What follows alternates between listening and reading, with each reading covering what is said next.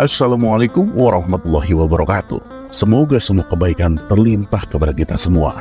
Amin ya rabbal alamin. Diceritakan, Abu Nawas kedatangan tamu seorang nenek tua yang sudah berusia lanjut. Lalu kepada Abu Nawas, nenek itu mengadukan masalahnya. "Tuan Abu, saya punya penyakit parah sekali, Tuan.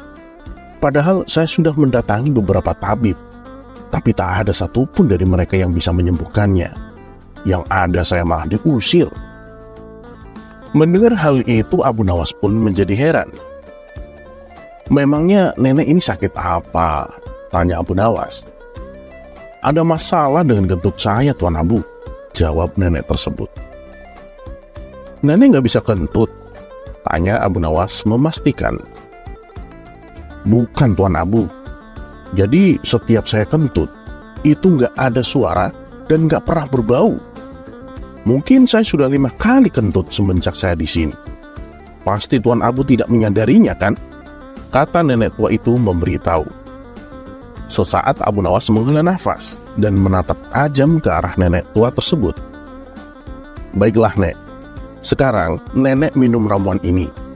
Dan minggu depan datanglah ke sini lagi," ucap Abu Nawas. Setelah seminggu berlalu, nenek itu pun kembali mendatangi Abu Nawas. "Tuan Abu, saya tidak tahu ramuan apa yang Tuan berikan. Tapi ampun deh, kentutnya memang gak ada bunyinya. Tapi baunya, Masya Allah, parah banget," kata nenek tua itu. "Nah, bagus itu. Berarti hidung nenek sudah sembuh. Sekarang kita urus pendengaran nenek," balas Abu Nawas. Kisah selanjutnya.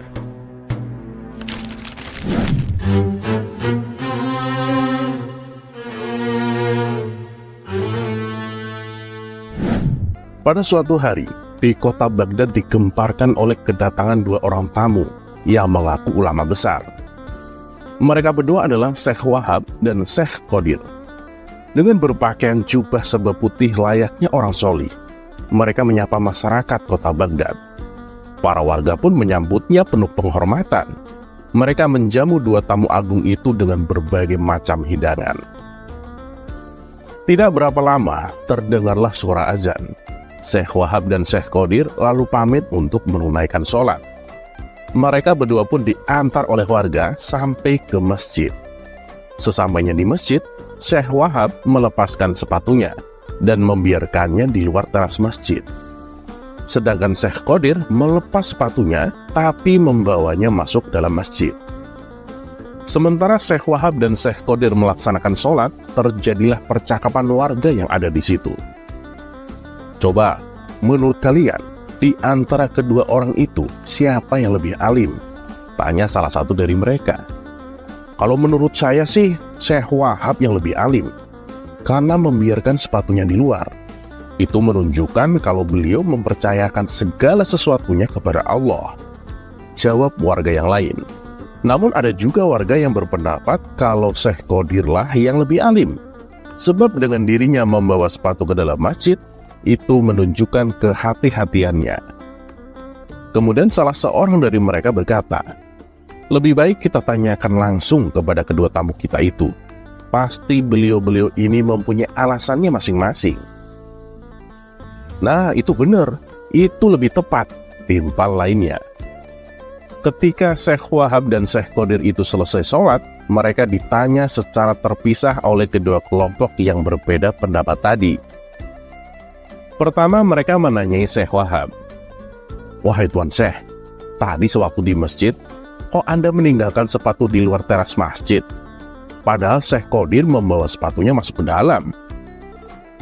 Dengan tersenyum, Syekh Wahab menjawab, "Jadi, alasan saya meninggalkan sepatu, karena segala sesuatu saya pasrahkan kepada Allah. Kalaupun sepatu saya dicuri orang, maka akan saya ikhlaskan dan tidak akan menganggapnya sebagai pencuri. Justru saya akan mendoakan agar sepatuku menjadi kebaikan bagi dirinya." Mendengar jawaban Syekh Wahab, masyarakat pun terkagum-kagum dengan kerendahan hatinya. Kemudian giliran Syekh Qadir yang ditanya, "Wahai Tuan Syekh, kenapa sih Anda membawa masuk sepatu ke dalam masjid?" Padahal Syekh Wahab membiarkan sepatunya di luar teras masjid. Mendapat pertanyaan seperti itu, Syekh Qadir pun tersenyum. Lalu ia menjawab, "Kalau saya biarkan sepatuku di luar, saya khawatir akan menggoda seseorang untuk mencurinya. Nah, jika sampai kubiarkan itu terjadi, maka ketika sepatuku dicuri, saya juga ikut menanggung dosanya, karena saya telah ikut andil menggoda seseorang untuk mencuri. Oleh sebab itulah, saya membawa masuk sepatu ke dalam masjid," kata Syekh Qadir mencoba menjelaskan. Masyarakat kembali terkagum-kagum dengan jawaban Syekh Qadir. Mereka pun memuji kealiman dua tamu agung tersebut. Tak berapa lama kemudian datanglah Abu Nawas di tengah-tengah mereka. "Aduh, kalian semua itu gampang terlena dengan perkataan yang terkesan bijak, padahal biasa saja," kata Abu Nawas kepada warga yang berkumpul. "Maksudnya gimana, Abu Nawas? Kedua tamu itu kan memang orang alim. Mereka berdua juga bijak dalam bertutur kata," balas salah satu warga. Abu Nawas lalu menjelaskan, "Coba kalian perhatikan antara sepatu yang dipakai Syekh Wahab dan Syekh Qadir. Keduanya berbeda. Syekh Wahab membiarkan sepatunya di luar karena memang sepatunya sudah butut. Dan mana mungkin ada maling yang tergoda untuk mencurinya," ujar Abu Nawas sambil menuding sepatu yang sedang dipakai Syekh Wahab. "Nah, kalau sepatu yang dipakai Syekh Qadir itu masih bagus. Dan aku kira harganya juga pasti mahal. Oleh sebab itulah ia khawatir sepatunya akan hilang. Makanya sepatunya ia bawa masuk ke dalam masjid. Kalian semua jangan terlena dengan seseorang yang mengaku berilmu hanya karena penampilan dan tutur katanya. Tapi kalian juga harus mengetahui sejauh mana kepandaian ilmu agamanya."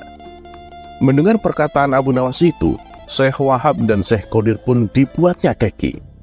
Mereka berdua tahu betul siapa itu Abu Nawas. Akhirnya mereka memutuskan untuk pergi meninggalkan kota Baghdad. Terlepas apakah cerita ini adalah cerita fiksi atau kenyataan, karena hikmah adalah barang hilang seorang muslim. Di mana ia menemukannya, maka ia berhak mengambilnya.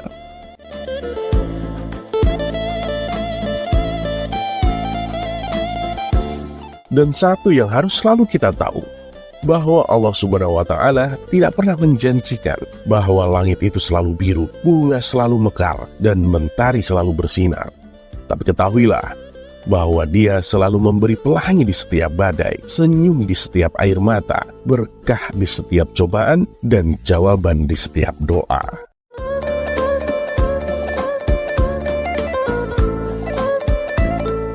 Dan seperti biasa, terima kasih.